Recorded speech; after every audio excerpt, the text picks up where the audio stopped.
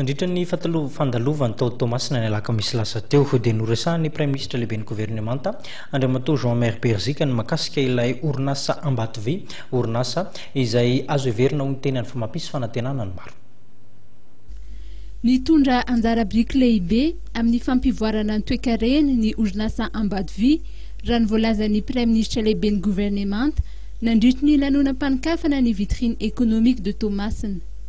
Niena ny tany tsy fananan'asa teto amin'ny renivohitra Tomasina raha ny voalazany ary maro ny foto-drafitr'asa izay natsangana.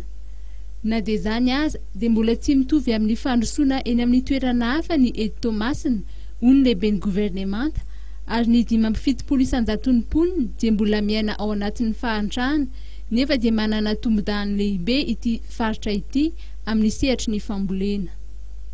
Néanmoins, Tomasina reste peu industrialisée si on la compare à d'autres régions comme celle d'Analamanga et le Vakinankart. Et il faut le déplorer, encore 75% de sa population vit en dessous du seuil de pauvreté. Ankoatr'ireo sehatr'asa mifandraika amin'ny varotra, ny fitaterana, ny banky, ny asa fiantohana, ny indostria manodina vokatra sy ny maro hafa koa, dia tokony mijery akaiky ny arena voajanahary, indrindra fa ny arena kibon'tany ao amin'ny Madagasikara, raha ny voalazan'ny lehibe ny gouvernemanta mba hisiany ny fampandrosoana.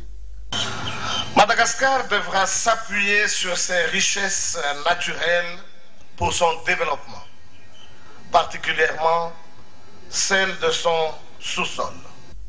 Tokony adio nefa ny lalao raha ny voalazany nandritry ny lahateniny mba samy ahazo tombony na ny mpampiasa vola na ny mponina.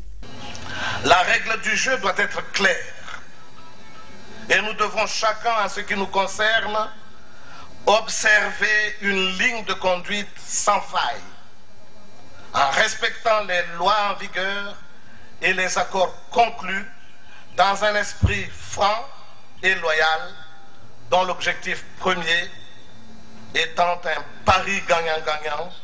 Tokony samy anao ezaka na ny fanjakana na ny sehatra tsy miankina raha ny voalazany ary notsindriny manokana fa ny fisian'ny fanjakana tandalana ihany no antoky ny fahamarina toerana na ny stabilité sy ny isiany tena fampandrosoana.